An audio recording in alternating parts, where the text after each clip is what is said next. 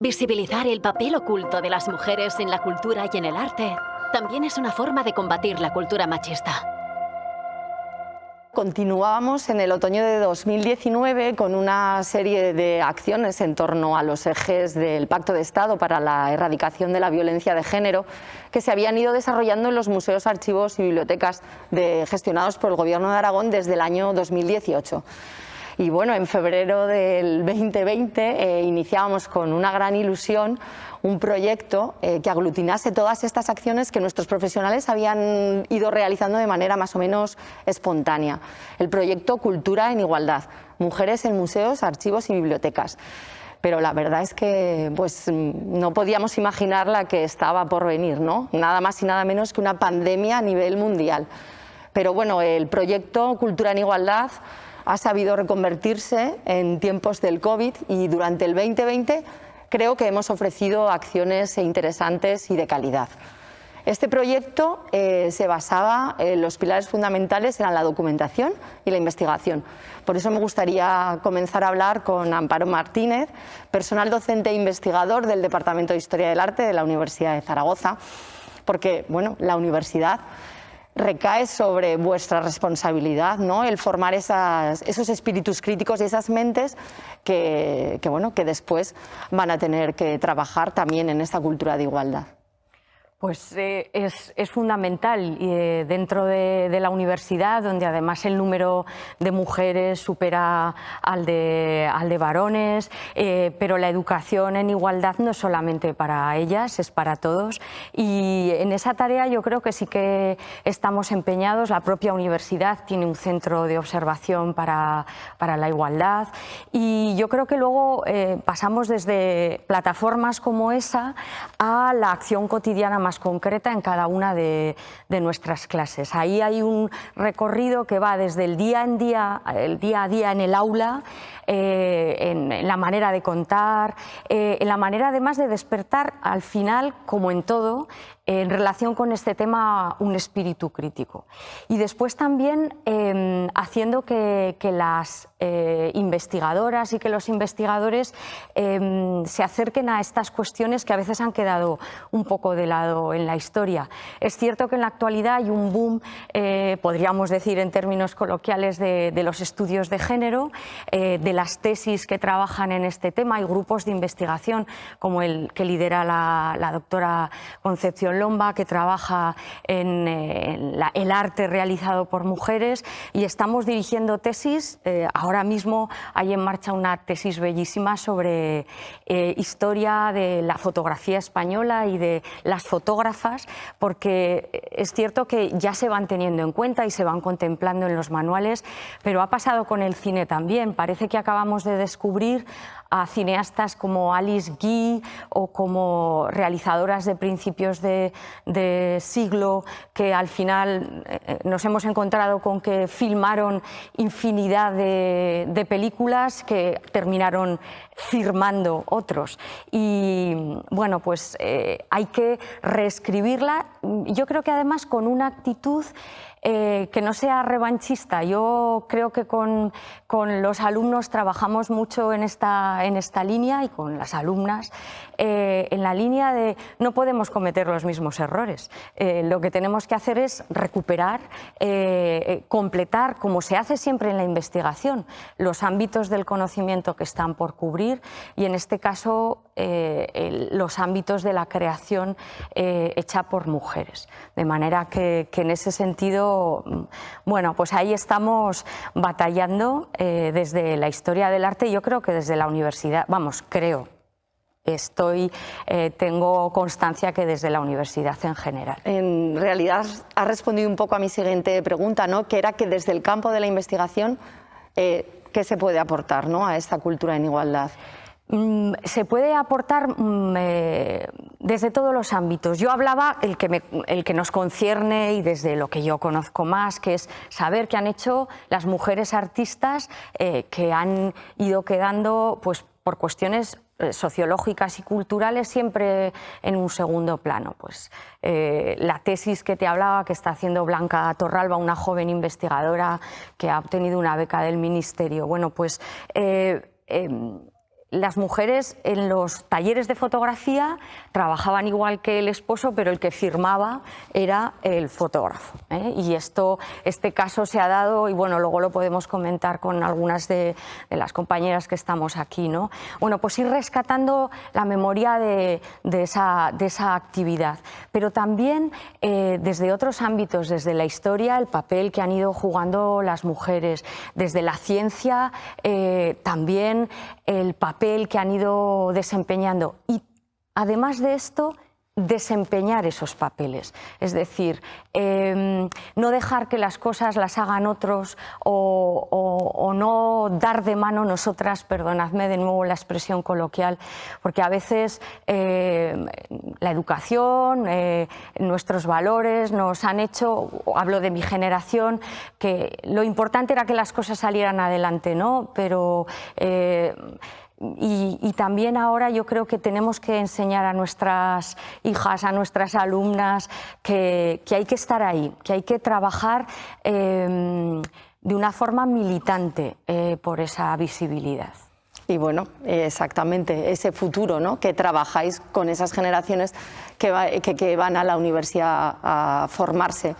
¿Cómo crees que será en estas líneas de la cultura en igualdad y de la perspectiva de género? Soy muy optimista por naturaleza y entonces a lo mejor esto es un defecto, pero creo que está cambiando ya. Ya estamos viendo, y en muy pocos años hemos visto los resultados de cómo esto se está transformando. Hemos pasado de que hubiera muchas más alumnas en determinadas carreras que alumnos, pero que luego la realidad fuese pues que los catedráticos o los profesores titulares fueran varones, algo que de una forma bastante fluida se va produciendo la equiparación. De modo que yo sí que veo un futuro, soy optimista en este sentido. Con lo único que más que dentro de la universidad, lo único que me despierta la alerta es una suerte de neoconservadurismo en las relaciones personales, ya no tanto en el ámbito profesional, sino en las relaciones personales, una vuelta atrás que me hace estar alerta. Yo tengo hijas, mujeres, todas ellas, y por eso creo que tenemos que ser cuidadosos y cuidadosas todos, y los chicos en esto yo creo que nos van a ayudar. Maite, es importante que todo ese trabajo de documentación e investigación que hacéis en el archivo tiene el acceso el público a través de vuestra labor divulgadora. Y en este proyecto de Cultura en Igualdad, creo que los archivos histórico-provinciales habéis desarrollado una serie de acciones muy interesantes. ¿Podrías contarnos alguna? Pues sí, es un trabajo que iniciamos hace ya unos meses para dar visibilidad y dar voz y dar sonido y dar mirada a muchas mujeres, a todas las mujeres que están en los archivos, a través de distintos medios. Y en ese sentido, estas iniciativas, el poder trabajar también conjuntamente con los museos y con las bibliotecas en una línea de trabajo común, pues nos ha sido para nosotros una ocasión estupenda. Empezamos hace unos años ya con una exposición que fue itinerante además de Teruel, con los fondos fotográficos de la sección femenina, y bueno, allí salían muchísimas fotografías de todas estas mujeres que si lo recordáis, claro, eran no solo las protagonistas, las mujeres de la sección femenina del movimiento, sino todas las turolenses que iban a todas las actividades de adoctrinamiento, bueno, que en ese momento, pero bueno, que estaban allí reflejadas y la gente pues pudo verlas, identificarlas. A partir de ahí también se hizo un vídeo que colgamos en YouTube y bueno, pues ha tenido muchísimas visualizaciones. El vídeo iba sobre la jota, porque la sección femenina, entre otras cosas, se encargaba de la historia esta de los coros y danzas, y es un patrimonio que además, bueno, en Aragón yo creo que es prácticamente el único sitio donde se conserva, y hay pues indumentarias tradicionales, los bailes de la época y todo eso, y eso la verdad que ha tenido mucho éxito. Y luego otras muchas actividades dirigidas ya a poner nombre a las mujeres que estaban fotografiadas, antes que comentabas esa herencia que hacen de los archivos fotográficos, las mujeres de los fotógrafos. Me ha venido a la cabeza la mujer de Buil, se llama, la mujer de Coyne. Nosotros tenemos el archivo de Coyne, y a partir del archivo del estudio Coyne, donde había muchísimos retratos de mujeres de la década de los años 40 y 50, que muestran también un poco estereotipos de la época, de todas las clases sociales, en todas sus actividades, y nosotros no teníamos la referencia del fotógrafo de quiénes eran esas mujeres. Bueno, pues a través de Instagram, a través de las redes, lanzamos ese proyecto que lo titulamos Mujeres en busca de nombre, y ahí estamos encontrando la respuesta del público, de los usuarios, de todas estas personas que van por las redes y que recuerdan o que saben que nos han ayudado a identificar a estas mujeres, que las teníamos sin nombre. Otras sí que las tenemos identificadas, pero queremos también ponerlas en su contexto y buscar toda esa información de sus actividades y de sus relaciones. Es que a veces puede parecer insólito que haya personas como, no sé, las condesas de Aranda, de las que no tenemos un testimonio personal, no tenemos una firma, un dato, una cosa que nos ayude a hacerlas visibles y a reconocerlas más allá de, digamos, el papel histórico. Estamos trabajando en ese sentido con todos los colectivos de mujeres que hay documentación, que hay información en los archivos, y pienso en las mujeres presas a través de los expedientes de las prisiones provinciales, pienso en las maestras represaliadas o en las maestras que estudiaron en las escuelas normales de magisterio, en el caso de los fondos del Archivo Histórico Provincial de Huesca, y muchos grupos de mujeres de las que sabemos muy poco, y estamos trabajando en eso, y yo creo que podremos ofrecer muy buenos resultados. Hemos procurado también dar forma en difusión a estos trabajos con la edición de vídeos. No solo este que he comentado antes, se hizo uno de mujeres en la Corona de Aragón a partir de las monjas, de las señoras de Sigena, que era también una exposición itinerante que fue a Italia y todo, y bueno, pues tuvo mucho éxito. Realmente muestra, digamos, un entorno cultural y emocional de desarrollo de las mujeres en una época antigua, que bueno, todavía también está en una parte ahí presente, ¿no? Más allá, digamos, de sus valores culturales o patrimoniales para el entorno este de la Corona de Aragón.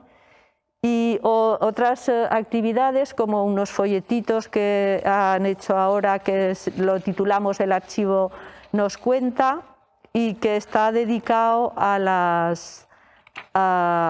los expedientes, a las miradas de las mujeres en tiempos de guerra, con las fichas de los fondos de las juntas de libertad vigilada, porque bueno, la represión del franquista se cebó de una manera muy específica en las mujeres. Es una cosa que está relativamente estudiada, pero creo que hay que seguir profundizando en eso porque tiene unos aspectos muy específicos y bastante interesantes, en los que la información textual y gráfica de los archivos yo creo que tenemos que contar con ellos. Vamos. Es que creo que una de las líneas importantes, no solo la parte histórica más remota, sino es este trabajo que estáis haciendo también sobre memoria democrática, ¿no?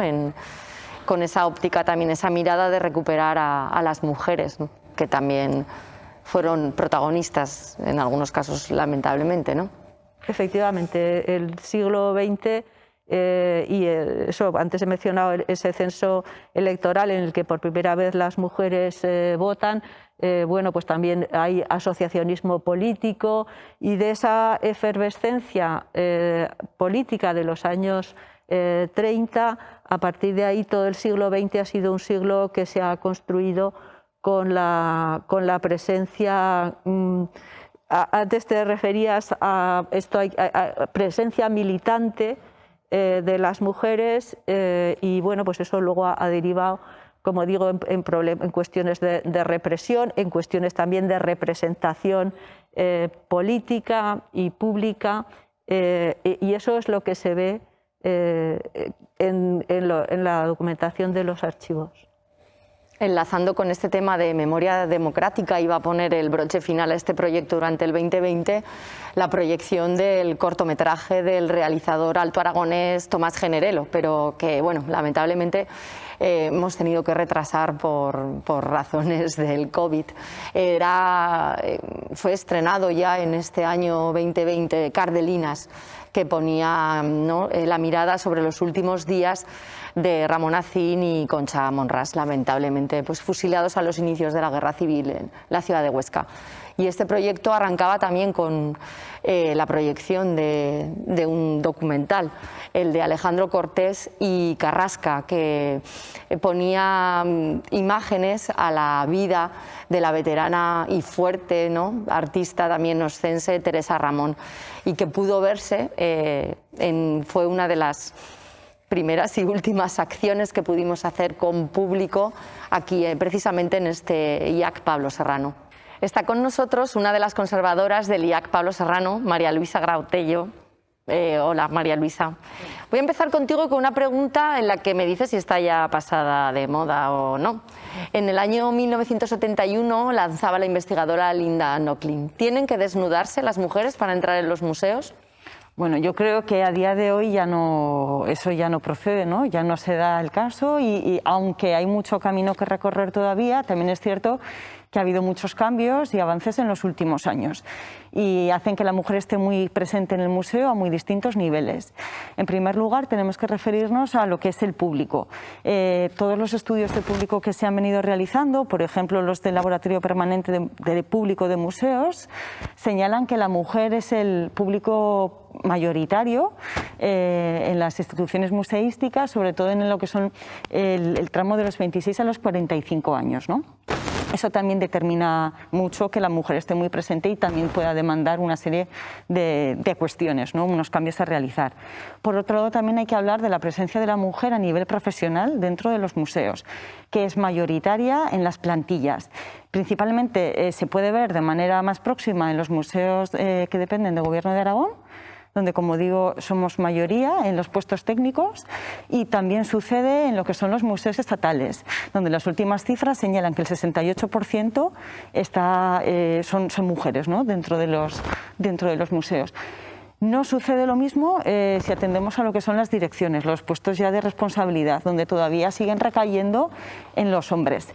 Podemos poner algunos casos en concreto, por ejemplo el Museo del Prado, que nunca ha tenido al frente una mujer, Y algo distinto sería el caso del Reina Sofía, ¿no? Donde a lo largo de su historia sí que ha habido 3 mujeres y las cifras están más equiparadas. A día de hoy solo hay una mujer al frente de uno de los museos más importantes de España, que sería Nuria Anguita en el IBAM, y también habría que señalar a Beatriz Herráez en el Artium, ¿no? Pero creo que eso sí que es una labor en la que hay que seguir trabajando y que por una cuestión de cronología llegará, ¿no? Precisamente porque la mayoría de los puestos técnicos están ocupadas por mujeres. Hay que hablar también de la presencia de las mujeres desde el punto de vista de la creación artística, ¿no? Tanto en la programación de exposiciones temporales, en la presencia en las exposiciones permanentes y en la presencia también de las colecciones. Es una cuestión en la que sí que se está trabajando también, yo creo, en los últimos años de manera bastante intensa, en la necesidad, ¿no?, de incluir a más mujeres, a más artistas en las programaciones, y vemos además cómo se está llevando a cabo una labor de recuperación de mujeres artistas que no habían tenido el reconocimiento y que en los últimos años, gracias a las investigaciones que se han podido hacer desde el ámbito universitario, archivos u otros ámbitos vinculados con la cultura, se están recuperando, ¿no? Pongamos, por ejemplo, el caso de Hilma af Klint como una de las pioneras en la abstracción, ¿no? Es una recuperación que se ha hecho en los últimos años. Vivian Maier en el caso de la fotografía, o de la fotografía más cercana con Divina Campo. Entonces, eso sí que son actuaciones que se van llevando a cabo en esas temporales, y esperemos que también se pueda traducir después en las exposiciones permanentes de los museos, ¿no? De manera que pueda haber más obra de mujeres que están en los fondos presentes en las exposiciones permanentes, pero también que se puedan ofrecer discursos alternativos, ¿no?, donde se den unas visiones que enriquecen el discurso mayoritario que hay, ¿no?, que es una visión como más académica o más tradicional, donde sí que se pueda dar una deriva, ¿no?, una lectura más de género, como se está llevando a cabo en algunos casos. O el caso también de Juana Francés, ¿no?, la única miembro mujer del Grupo El Paso, que todavía está pendiente de recuperación, ¿no?, desde una gran institución a nivel nacional, porque desde aquí ya se ha hecho en diversas ocasiones, con varias exposiciones temporales y también con publicaciones sobre su obra. Bueno, María Luisa, el proyecto Cultura en Igualdad dentro de los museos pues ha tenido que enfrentarse a la pandemia COVID y a las restricciones de aforos, al cierre directo de nuestras salas. A pesar de eso, se han desarrollado algunas acciones interesantes. Cuéntanos algunas de ellas. Sí, los compañeros y las compañeras de los distintos museos, ¿no?, que hemos participado en este programa, como dices, concebimos toda una serie de actividades. Algunas se han tenido que adaptar al formato virtual y otras se han podido llegar a hacer. Voy a hablar en primer lugar de aquellas referidas a las exposiciones, ¿no? Y por ejemplo, en el caso del Museo de Zaragoza, empezamos con ellos porque llevan además muchos años trabajando ya en lecturas de género de lo que es la colección. Ellos este año propusieron una exposición virtual, Mujeres en el Museo de Zaragoza, que se inauguró con motivo del Día Internacional de la Mujer, donde ofrecían toda una serie de obras, ¿no?, seleccionadas de su colección, realizadas por mujeres o no. Y además han estado trabajando en un recorrido en torno a la colección, donde plantean de una manera muy amplia, ¿no?, partiendo de la arqueología hasta llegar a las bellas artes, toda una serie de lecturas, interpretaciones de esas colecciones y de piezas en concreto, ¿no?, siempre en clave de género, como digo. Una propuesta similar es la que ha realizado el Museo de Huesca también, donde ha realizado 2 itinerarios de género, en este caso que giran también en torno a la arqueología y a las bellas artes, ¿no? Y en este caso es importante señalar que no solo esa labor en materia de igualdad no solo se consigue a través de exposiciones, ¿no?, temporales y demás, sino en torno a la permanencia, ¿no?, y a ofrecer al público en general de manera constante una nueva visión. En el caso del Juan Cabré tenemos que hablar de la última exposición, que son los más recientes, la exposición Ellas, itinerario de arte contemporáneo femenino, que en este caso es una exposición temporal que han realizado a partir de la colección propia, donde están representadas toda una serie de mujeres que han expuesto en temporales en el centro y que han ingresado después con obra, o en el caso del Museo Pedagógico, Solo el olvido será nuestra derrota, que enlaza con toda la cuestión de memoria democrática. En el caso del Pablo Serrano, pues podemos hablar de la primera exposición de la Plataforma de Mujeres en el Arte Contemporáneo, la exposición de Matria con Judith Prat, o la temporal Visiones transversales en torno a Circa 20 a través de mi cuerpo, a través de tu cuerpo. En este caso, con fondos propios, que es una selección, ¿no?, en torno a 4 fotógrafas que trabajan en torno al cuerpo. Otra de las actividades que se llevó a cabo en los distintos centros giró en torno al Slow Art Day, que en este caso era una reivindicación del acercarse a la contemplación de la obra de arte de una manera mucho más sosegada, ¿no?, con las prisas con que normalmente se suelen ver las exposiciones, y esa mirada sosegada iba a poner el hincapié en lo que era la perspectiva de género, ¿no? Por ejemplo, en el Museo de Huesca se hizo un relato sobre los distintos ámbitos domésticos, ¿no?, y la presencia de la mujer a través de toda una serie de objetos de esos ámbitos domésticos. El Museo de Zaragoza escogió 5 obras realizadas también por mujeres. En el caso del Museo Pedagógico se escogió una fotografía Tarde de Labores, que era de la profesora Rosa Mairal, con alumnas en la escuela Débora en 1959. O, por ejemplo, en el caso del Pablo Serrano, hemos realizado, que se han podido hacer de manera presencial, toda una serie de encuentros con público alrededor de esta exposición a través de mi cuerpo, a través de tu cuerpo, para poder ver con el público asistente de manera muy reposada esas obras y que cada uno pudiera lanzar sus propias interpretaciones y lecturas, ¿no? De una manera, no estableciendo cuál es lo que tiene que ver esa persona, sino aportando cada uno desde su propia experiencia y desde su propio conocimiento lo que él interpreta. Por último, hay que hablar también del ciclo de conferencias inesperadas, que digamos que es el que ha salido un poco más afectado, ¿no?, por toda la cuestión de la pandemia, porque se han podido hacer muy pocas actividades. Pudimos tener en el museo, en el Pablo Serrano, la conferencia de Judith Prat sobre fotoperiodismo y mujer, y también en el Museo de Huesca, ¿no?, en torno a Cornelia Neila, que era una de los personajes de la Vitolosa. Y claro, están pendientes también de realizar en los distintos archivos y bibliotecas. Efectivamente, en los archivos, después, ya cuando se abrió un poco la afluencia de público, en octubre retomamos el ciclo.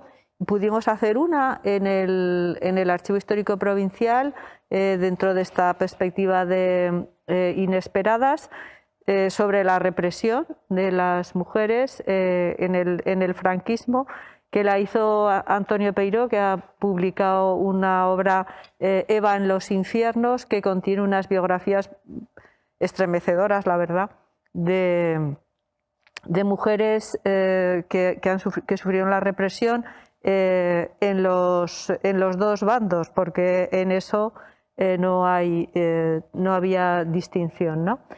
Y los compañeros, los colegas de Huesca, invitaron a Irene Abad, que es una estudiosa también del tema del papel de las mujeres en relación con la prisión, y bueno, tanto las presas como las mujeres de los presos, en fin, son aspectos, digamos, muy dramáticos, pero que eso no debe asustarnos ni debe retraernos a la hora de asumirlos. Y luego, pues mira, se nos ha echado encima esta situación y la verdad es que el resto de la programación prevista, como has señalado también antes, que incluía el visionado de este documental de Tomás Generelo, pues bueno, se va a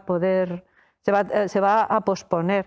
Creo que de todas maneras las conferencias se grabaron y esperamos también poder ofrecerlas pronto en las... Retomaremos a las inesperadas, grabamos las conferencias que llegaron a producirse y en esa línea de difusión intentaremos ofrecerlas por los canales del Gobierno de Aragón y de las instituciones. A la gente que no pudo entrar, de la parte de los 30 y muchas personas que cabían en nuestro local, les dije, no os preocupéis, que podréis verlo pronto. María Luisa, me gustaría finalizar contigo con otra pregunta. ¿Dejaremos de contar algún día mujeres en los museos? Sí que se dejará de contar, ¿no? Es algo que sucederá con el tiempo. Hace 50 años, ¿no?, como comentaba, se ponía sobre la mesa una circunstancia, ¿no?, con la pregunta que lanzaba Linda Nochlin. Ha costado mucho tiempo actuar en ese sentido, pero se está haciendo. Entonces llegará un momento, ¿no?, en que la situación, hay una voluntad y hay una conciencia también sobre la necesidad, ¿no?, de cambiar esa manera de actuar, porque con esa vía la mitad de la visión del mundo, ¿no?, de la interpretación del mundo se queda fuera, que es la que aporta la mujer. Se está trabajando en ello y se dejará de contar el día en el que la presencia de la mujer esté totalmente normalizada, no esté cuestionada, ¿no?, y forme parte de la vida cotidiana a todos los niveles, a nivel público, como ya es, a nivel plantilla y también a nivel colecciones y exposiciones. Bueno, una de las mujeres que hemos podido contar en el IAC Pablo Serrano es Judith Prat, la fotoperiodista aragonesa, y su exposición Matria. Bueno, Judith, ¿podemos hablar de un fotoperiodismo femenino? Bueno, yo hablaría más bien de fotoperiodismo feminista, ¿no?, que es aquel que no olvida que la mitad del mundo somos las mujeres y por lo tanto las mujeres tienen que aparecer en nuestras imágenes, en nuestros relatos, en nuestras historias y en nuestras coberturas. Esto parece una obviedad, pero no lo es, ¿no?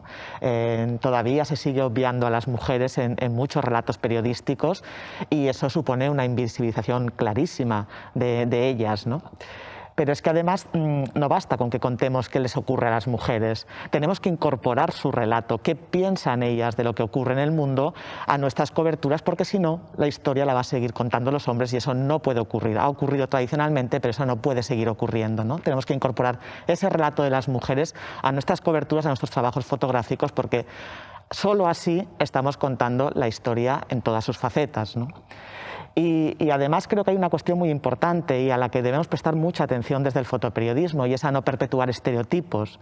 Tradicionalmente se ha fotografiado a la mujer como madre, como víctima, pero no mucho más, ¿no? Y hay todo un amplio abanico de facetas de las mujeres que quedan relegados, que no se ven, ¿no?, y hace que pierdan visibilidad.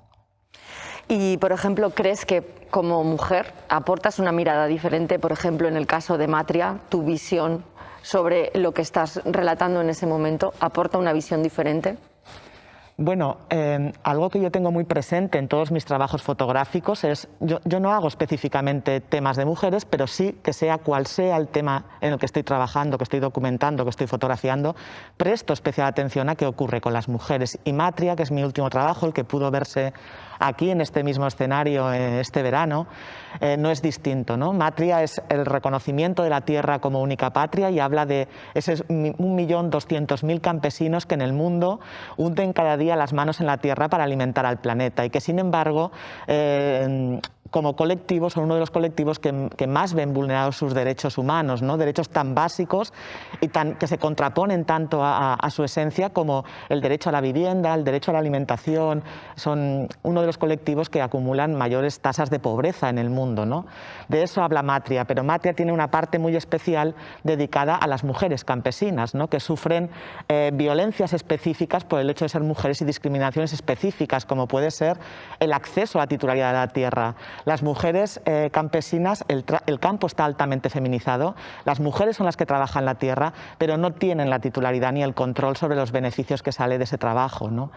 Así que, bueno, una parte de Matria habla de eso, de la mujer campesina, que además es el motor y corazón de la agricultura familiar, que ahora mismo es la única que puede defender la soberanía alimentaria del planeta, ¿no?, y poner en jaque esa megaindustria alimentaria que contamina, que acapara tierras, que desplaza campesinos y que además nos ofrece una alimentación menos sana a todos, ¿no?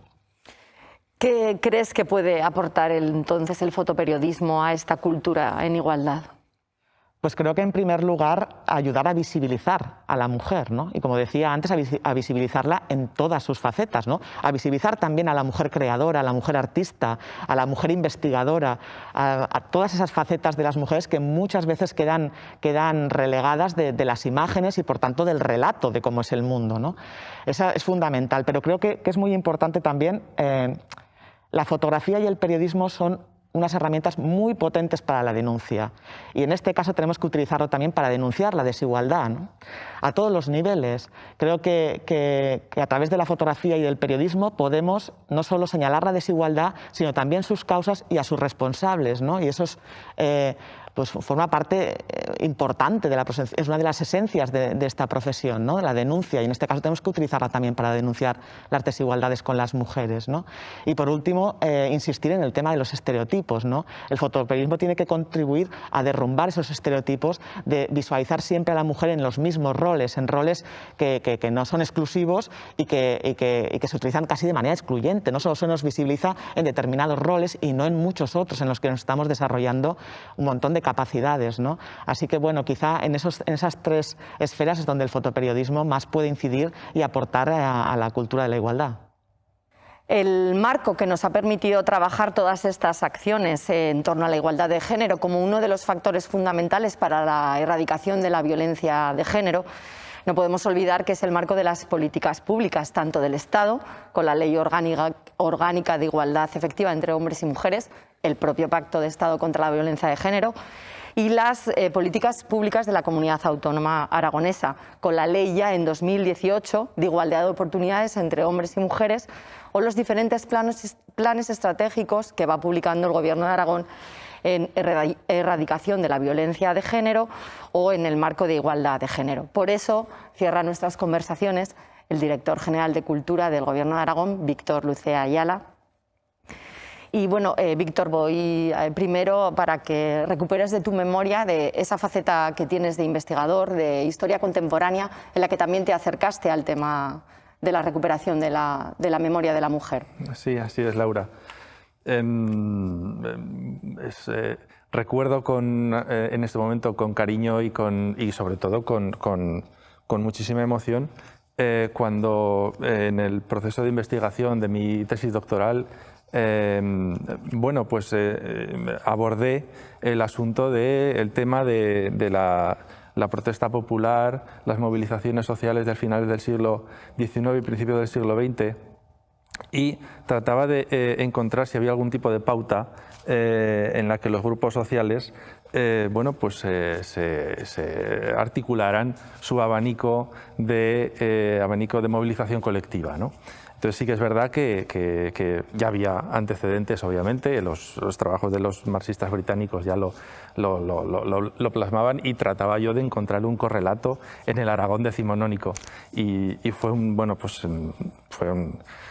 pude constatar que efectivamente las mujeres eran motor de movilización, eran motor de protesta, y que tenían además una autoritas dentro del escenario, por ejemplo, de la Zaragoza finisecular. Tenían una autoritas entre los grupos sociales que pretendían manifestarse o que pretendían movilizarse, que les hacía receptoras del sello, digamos, del pistoletazo de salida para poder movilizarse o no. Eso tenía un escenario muy específico, que era el del mercado de la ciudad, al que en algún momento grupos sociales, estudiantes u otro tipo de movilizaciones obreras en ese caso, acudían para conseguir que las mujeres del mercado lanzaran definitivamente la protesta. En fin, es un poco ilustrativo de que sí, esta Dirección General conoce que el trabajo de investigación para conocer, para acercarse a ese tipo de relato en el que las mujeres han pasado habitualmente desapercibidas, también en la interpretación histórica de procesos complejos, de procesos sociales, como digo, complejos, en esta Dirección General se es consciente de la importancia de la investigación para poder visibilizar ese tipo de interpretaciones, que en este caso es algo bastante específico, pero que tiene mucho que ver con lo que estamos hablando. Y ahora, en tu faceta como director general de Cultura, ¿cómo se integra el proyecto Cultura en Igualdad dentro de las líneas estratégicas de la propia Dirección General de Cultura? Nosotros, desde el primer momento, concebimos la cultura como un derecho ciudadano. Eso significa que tiene una doble vertiente: la vertiente del acceso a la cultura y la vertiente de la creación cultural. Como derecho hay una faceta de universalidad y una faceta de igualdad que están permanentemente en las políticas públicas elaboradas o los programas que en función de esas políticas se lanzan desde la propia Dirección General. El género es una prioridad para nosotros. Tenemos como tres grandes patas, tres grandes pilares sobre los que trabajar la eliminación de barreras para que ese acceso a la cultura como derecho sean una realidad. El género está clarísimo, el territorio es otro. En un Aragón con unas dificultades de vertebración y con unas características poblacionales como todos conocemos, trabajar en ese sentido también es fundamental. Y evidentemente hay una realidad que también es que trabajar para que la desigualdad socioeconómica no constituya una barrera infranqueable a la hora de acceder a la cultura. Por lo tanto, desde el primer momento, bueno, pues tenemos muy clara esa línea de actuación y vamos poco a poco integrando programas y actividades que obedezcan a esa voluntad y a ese empeño. Y entonces, en esas líneas de futuro, seguiremos trabajando, ¿no?, en el proyecto Cultura en Igualdad. Absolutamente. Ten por seguro, Laura, que el proyecto está garantizado en el sentido de que conocemos que no puede ser, el objetivo del proyecto no se termina con el lanzamiento o con el apoyo en un año concreto poder desarrollar actividades. Sabemos que, como digo, la investigación para que la visibilización pueda hacerse realidad es un proceso de largo recorrido y Mujeres en Igualdad, Mujeres en Archivos, Museos y Bibliotecas debe de seguir trabajando y continuando de cara al futuro. Desde una doble perspectiva también, desde una perspectiva transversal, y en ese sentido el equipo de la Dirección General ha hecho una toma de conciencia sobre la necesidad de que en todas las políticas públicas y programas tengamos muy claro o muy presente el tema del género, ofrecer visibilidad a las mujeres y también oportunidades. No solo en archivos, museos y bibliotecas, que es un poco el marco en el que estamos aquí reunidos y que ampara el programa, sino también en esas otras facetas que también la Dirección General contempla, en todo lo que es la actividad cultural, en todo lo que es la programación, la capacidad para que artistas de las artes escénicas, de la cinematografía, en fin, de todo el tejido cultural, mujeres puedan tener visibilidad y oportunidad. Bueno, pues ponemos punto final a estas conversaciones en torno a cultura en igualdad, hacer visible lo invisible.